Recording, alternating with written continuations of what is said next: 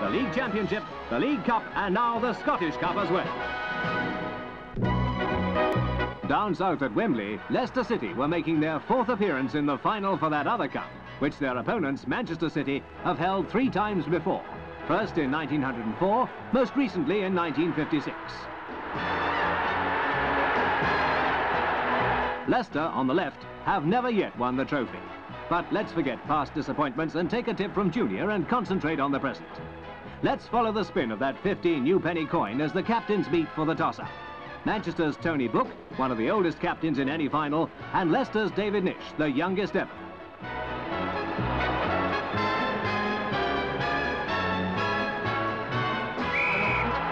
Leicester kick off over the cabbage patch of Wembley as Joe Mercer summed up the pitch.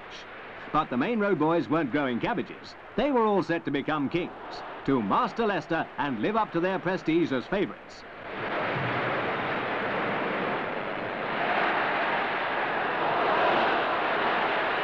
But the coronation is a long way off. Leicester's goalie Peter Shilton and teammates like Andy Lockhead and Alan Clark are already making sure of that.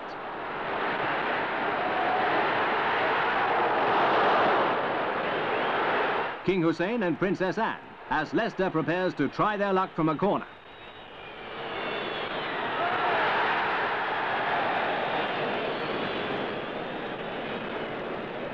Bell to Young.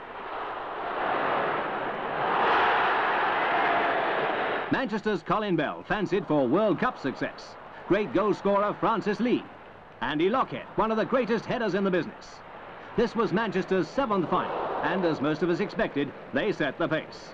And featuring in so many of their attacks, Mike Summerby and Tony Coleman.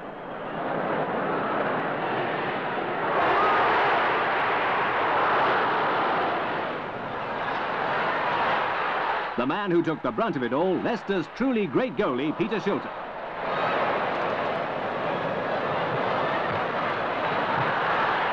Gibson to Lockhead, and Rodriguez gets very close.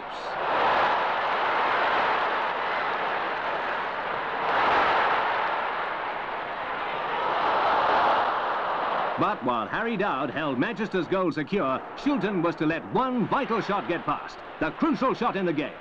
Swinging in from Mike Summerby for Neil Young to left-foot it into the net.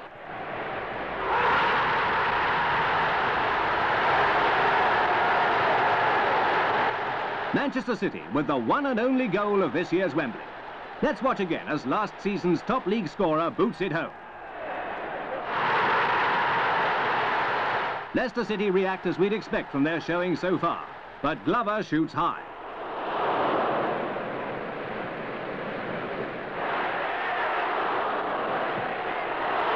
This match was as memorable for Leicester's never-say-die retaliation as for Manchester's tremendous confidence.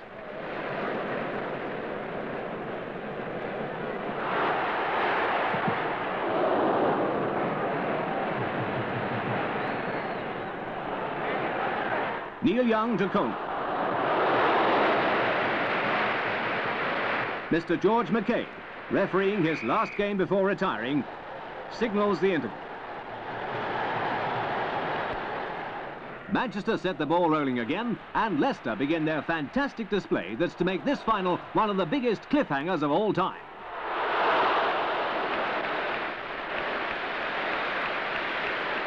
Leicester failed to match Manchester's tactical cohesion, but they were undeniably their equals in sportsmanship and absolute determination.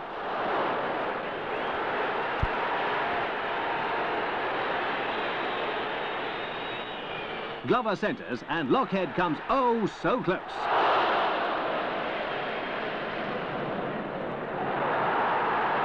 Then it's Coleman and Bell threatening Shilton. Leicester are feeling the pace, but a corner could save the match.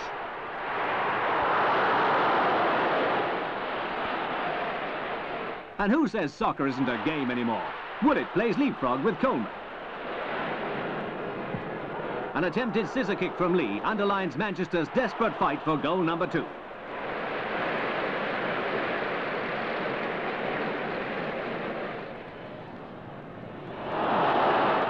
But they needn't worry, they've got the whole thing well and truly sewn up. The match is in the bag. The cup is going back to Main Road.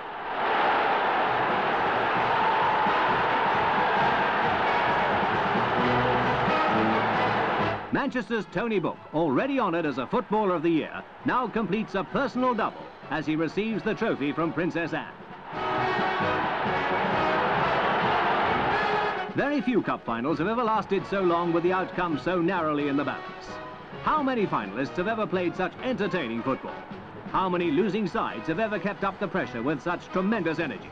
This year's Wembley was not only a victory for Manchester City, it was a credit to the whole image of soccer as a sport.